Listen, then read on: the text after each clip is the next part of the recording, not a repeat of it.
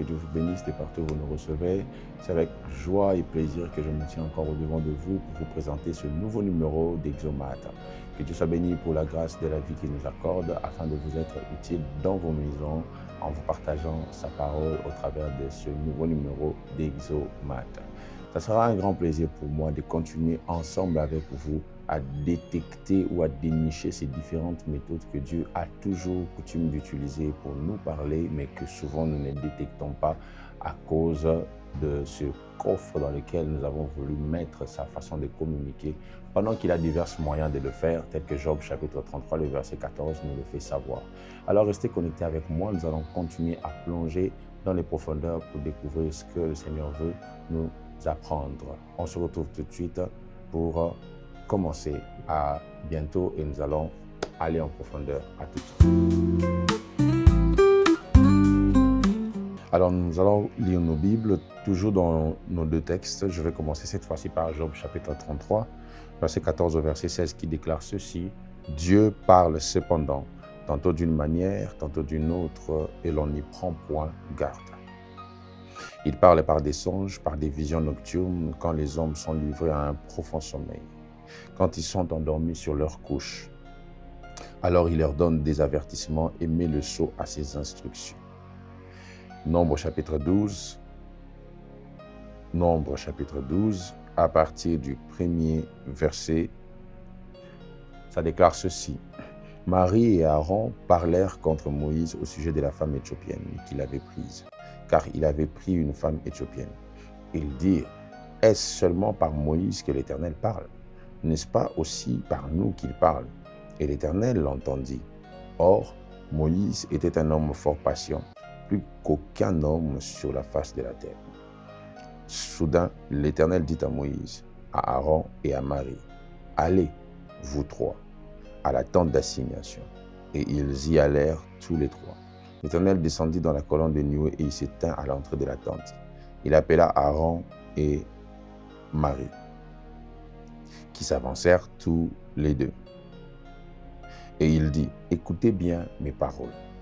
Lorsqu'il y aura parmi vous un prophète, c'est dans une vision que moi, l'Éternel, je me révélerai à lui. C'est dans un songe que je lui parlerai. Il n'en est pas ainsi de mon serviteur Moïse. Il est fidèle dans toute ma maison. Je lui parle bouche à bouche. Je me révèle à lui sans énigme. Et il voit une représentation de l'Éternel. Pourquoi donc n'avez-vous pas craint de parler contre mon serviteur, contre Moïse? On est en train de voir les langages de Dieu.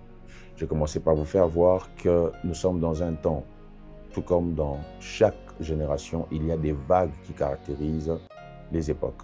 Et ces vagues sont accompagnées par ce qu'on appelle les principes des dons dominants.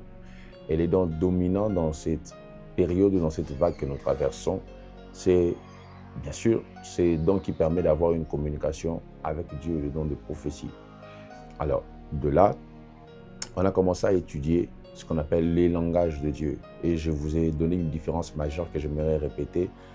C'est que Dieu ne parle pas une langue, Dieu parle un langage. Il y a une totale différence entre la langue et le langage. La langue, c'est un système conventionnel qui nomme chaque chose pour permettre la communication.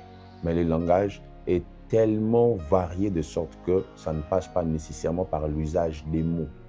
Donc, si vous attendez entendre Dieu que par la langue, vous risquerez de ne jamais comprendre qu'il vous avait parlé peut-être en un moment sans avoir utilisé les mots, mais en utilisant un langage. Raison pour laquelle Job dit que Dieu parle tantôt d'une manière, tantôt d'une autre, mais nous ne prenons point garde. Et très souvent même, Dieu parle rarement par des mots comme ça, ou soit par voix audible. Alors très souvent, on a tellement cru que Dieu ne peut parler que par la voix audible, ou soit par la langue, que nous oublions qu'il a plusieurs langages pour communiquer avec les hommes. Les chiens, les animaux ne parlent pas notre langue ou nos langues, mais ils ont des langages de communication. Et ceux qui dressent les animaux vous diront qu'ils arrivent à comprendre les expressions derrière chaque aboiement des animaux. Pourquoi? Parce que les animaux aussi communiquent. Et toute communication n'est pas liée qu'à la langue, mais toute communication est liée au langage. Donc, la langue est dans les langages, mais le langage ne comprend pas que la langue. Ça, c'est très important que vous le reteniez pour que déjà vous sortiez dans votre esprit que lorsque Dieu voudra vous parler, il viendra le faire en français, en anglais ou en lingala. Non. Dieu, quand il veut vous parler, il le fait au travers des langages. C'est comme ça, il dit ici à Marie et à Aaron, qui avaient murmuré contre Moïse, il dit, quand je vais parler à l'un de vous, je le fais par des visions, par des énigmes ou par des songes. Et quand il s'agit de Moïse, lui, je ne lui parle pas de cette manière-là. Je vous ai déjà expliqué ça la fois passée. Alors, s'il faut que l'on comprenne cela de cette manière et qu'on admette ensemble que Dieu ne parle pas une langue, Dieu parle un langage. Alors, quels sont les éléments que Dieu utilise, ou soit quels sont les langages de Dieu? Quels sont les différents moyens que Dieu utilise quand il veut parler aux hommes? Une fois qu'on l'aura compris, je crois bien que ma liste n'est pas exhaustive, Dieu peut vous révéler plus, mais je vais quand même faire un effort partant de ce que dit la Bible, de vous donner le nécessaire afin que chacun de nous devienne capable de dire « Dieu m'a parlé ». Et quand on demande « Comment tu sais qu'il t'a parlé ?» tu dis « Parce qu'il y a eu ça, ça, ça ».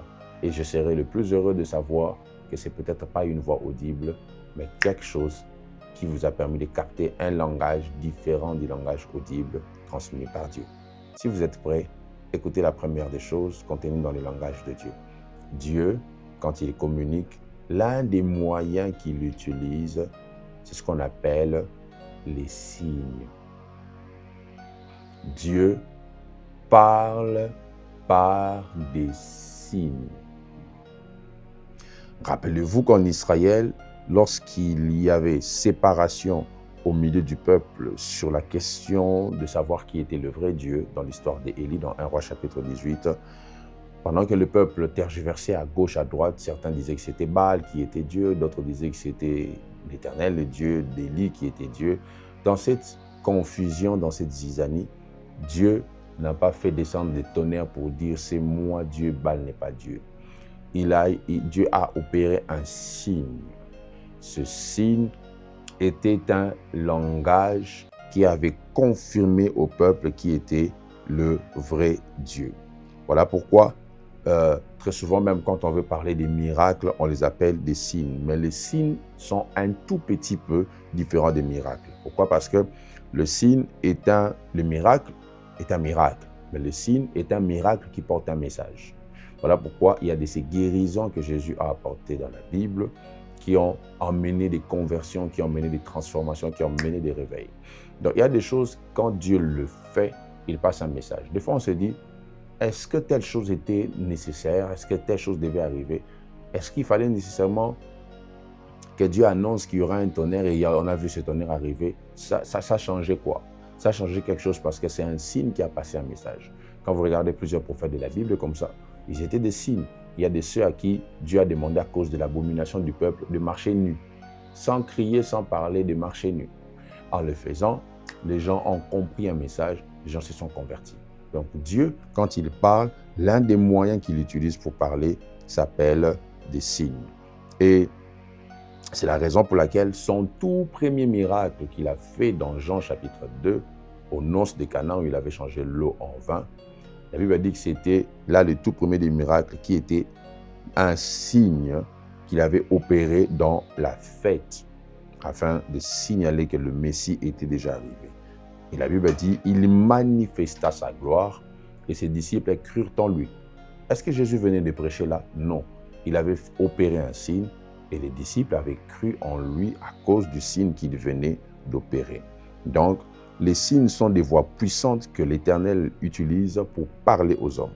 Voilà pourquoi lorsqu'on refuse les signes dans la maison de Dieu, on éteint l'un des moyens forts par lesquels Dieu nous parle. Et ne prenez jamais à la légère les signes de Dieu. Il y a des signes qui parlent plus que la voix audible, mes frères et sœurs. Alors, apprenez à écouter. Apprenez à écouter. Il y a des signes qui parlent comme ça. Je n'oublierai jamais à l'époque, avant que je me marie, j'étais dans une relation et j'étais trop sûr que c'était la voix de Dieu. Et un jour, on a eu un petit problème avec la sœur. Bon, déjà, vu qu'elle ne vivait pas au pays. Et derrière ce petit problème, sa réaction était très, très, très intempestive. Elle a crié sur moi. Et quand elle criait, moi, je ne la voyais pas, elle. J'avais l'impression de voir comme un lion qui criait en elle. Et quand ça s'est passé ainsi, j'ai directement entendu une voix me dire, qu'est-ce que tu veux encore comme signe pour que tu comprennes que tu es sur la mauvaise voie? Et il y a des signes qui parlent comme ça. Et c'est très important d'écouter la voix des signes. Je ne pense pas que Dieu peut te laisser aller jusqu'à te marier avec quelqu'un sans te donner ne fût-ce qu'un signe. Voilà pourquoi même après que Dieu ait parlé à Gédéon, Gédéon a demandé le signe à 3 ou 4 reprises. Il dit à Dieu, si c'est toi, que la toison ne sèche pas. Il a insisté sur un signe. Le signe te rassure que c'est la voix de Dieu que tu viens d'entendre. Le signe est très important. Isaïe chapitre 1, le verset 20 déclare ceci. « Mais si vous résistez et si vous êtes rebelles, vous serez dévorés par le glaive, car la bouche de l'Éternel a parlé. » Proverbe chapitre 1, verset 25 déclare « Puisque vous rejetez tous mes conseils et que vous n'aimez pas mes réprimandes, moi aussi je rirai quand vous serez dans le malheur. Je me moquerai quand la terreur vous saisira. » Dieu ici est en train de faire comprendre que puisque je vous ai parlé, je vous ai averti. Et quelqu'un se dira, Seigneur, tu m'as parlé quand? Dieu dit, quand vous serez en train de vivre les conséquences, je serai en train de me moquer de vous. Dieu donne des signes pour attester si vous êtes sur la bonne voie ou pas. Même quand vous voulez vous lancer dans un projet, demandez le signe de Dieu. Demandez le signe de Dieu. J'étais très touché récemment, il y a peut-être une ou 2 semaines, j'échangeais avec un monsieur qui est venu me voir, il me disait, pasteur, j'ai besoin de faire un nouvel investissement et je ne veux pas faire des erreurs, c'est pour ça que je veux écouter la voix de Dieu. Et il m'a dit, je suis prêt à mettre jusqu'à 500 000 $, mais je veux que Dieu me parle pour qu'il me dise dans quoi je dois me lancer. La chose qui m'avait touché, c'était le fait de voir quelqu'un à ce niveau-là être prêt à vouloir écouter Dieu, alors qu'il s'est déjà un outil dans le domaine des affaires. Mais pour une nouvelle direction, une nouvelle étape, il a voulu entendre la voix de Dieu pour ne pas commettre des erreurs. Sachez-le que même là où vous pensez avoir de l'expérience, vous avez toujours des choses à apprendre avec Dieu. Et pour cela, soyez capable de décoder le langage de Dieu au travers des signes. Alors, à part les signes, quel est le deuxième moyen que Dieu utilise pour parler aux hommes? C'est vraiment ici que je vais longtemps m'appesantir, peut-être même la prochaine fois. Le deuxième langage de Dieu, c'est le langage des rêves. Job 33 nous l'a dit, il parle par des rêves quand les hommes sont couchés, tout ça. Alors, le terme rêve vient d'un mot hébreu qui est shalom. Shalom ou rêve veut dire rêve ordinaire. Donc ce n'est pas, déjà ici j'aimerais que vous sachiez que ce n'est pas derrière tout rêve qu'il y a un message de Dieu. Non. Ce n'est pas derrière tout rêve qu'il y a un message prophétique. Alors, le rêve est un vecteur de communication divine. Le rêve, c'est ce que Dieu appelle le langage d'énigme, parce que l'un des mots pour parler de rêve, c'est aussi le mot énigme. Quand vous voyez dans Nombre chapitre 12 au verset 6, quand Dieu dit à Marie et à Aaron, quand je parle aux prophètes comme vous, je le fais par des énigmes. C'est aussi une façon de dire par des rêves. Et quand on parle d'énigmes ici, la pensée originelle veut plutôt parler de ce qu'on appelle le puzzle. Voilà, le puzzle. Le puzzle, c'est quoi? Je ne sais pas si vous avez eu à jouer à ça. Nous, on jouait trop à ça quand on était petit. C'était un jeu d'images où on peut peut-être prendre des images fragmentées d'un lion et on vous donne l'exercice de les rassembler pour former le lion. Donc, ici, quand Dieu est en train de dire « je parle par des énigmes », Dieu voulait dire « je parle des fois par des images éparpillées qu'il faut correctement rassembler pour recevoir le message. » Donc, Dieu, quand il nous parle par des rêves, il peut donner des images éparpillées. C'est comme ça, des fois, dans le même rêve, vous vous êtes vu dans un champ, après vous vous êtes vu sur une montagne, après vous vous êtes vu en dessous d'un lit, images éparpillées. Dieu, quand il veut parler, il se plaît de parler aussi par des images éparpillées. Rappelez-vous de Samson qui a donné cette énigme. Il a dit, celui qui va les décoder aura un cadeau. Il dit, de celui qui mange est sorti ce qui se mange. Tout le monde était dans la confusion. Or, il voulait simplement parler du fait qu'il avait pris le miel dans le lion qui a l'habitude de manger les hommes. Mais là, le lion lui-même avait sorti ce que l'on peut manger, le miel. Et c'était même une image aussi de la loi et de la grâce, parce que la rigueur du lion montre la rigueur de Dieu dans l'Ancienne Alliance. Et le miel, c'était l'image de la grâce.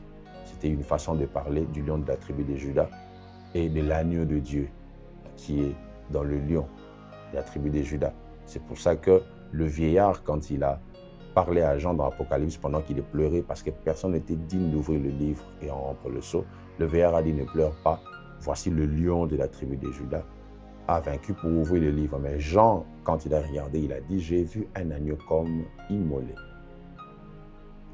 Alors, quand on parle des rêves, il s'agit des images éparpillées. Et la version anglaise remplace le mot puzzle ici par le mot dark says, ça veut dire parole obscure. Donc, les rêves sont des paroles obscures. Donc, le rêve vient toujours comme un code. Un rêve divin vient toujours comme un code. Ce n'est pas un message décrypté. Pour ceux qui ont fait l'informatique, comme moi, ils vous diront que quand on écrit, comme on fait là, tu écris A, tu écris B, tout ça sur ton ordinateur, il y a tout un langage, tout un algorithme derrière, tout un langage binaire, pardon, qui est en chiffres derrière tout ce que toi tu es en train de voir comme lettres à tes yeux comme ça. C'est un langage fait des 1 et des 0. Et tout ce qu'on écrit se cache que dans ça. Et il en est de même des rêves. Les rêves est un langage codé. Donc quand Dieu te donne un rêve, c'est comme si tu as donné un langage binaire que tu dois interpréter en langage ordinaire pour comprendre le message. Alors, ne soyez jamais pressés de donner la signification d'un rêve sans l'avoir décrypté. Le langage du rêve est codé, mais le message reste authentique. Alors, je vais finir en vous disant déjà ceci, pour ceux qui ont l'habitude d'entendre Dieu par des rêves. N'ayez jamais de prédéfinition des images que vous voyez dans les rêves. J'en parlerai prochainement. Parce que souvent les gens disent, quand tu vois un chien dans les rêves, c'est l'impudicité, quand tu vois un chat, c'est la sorcellerie, quand tu vois ceci. Non. L'image peut être connue, mais le message derrière l'image est inconnu. Rappelez-vous, Pharaon a vu des vaches, mais Joseph a interprété en parlant des années. Comment les animaux peuvent symboliser le temps? C'est le mystère derrière les rêves. Alors, j'ai vraiment envie de continuer ce message avec vous. Alors, je vous invite à ne pas rater le prochain numéro. Que Dieu vous bénisse, à la prochaine.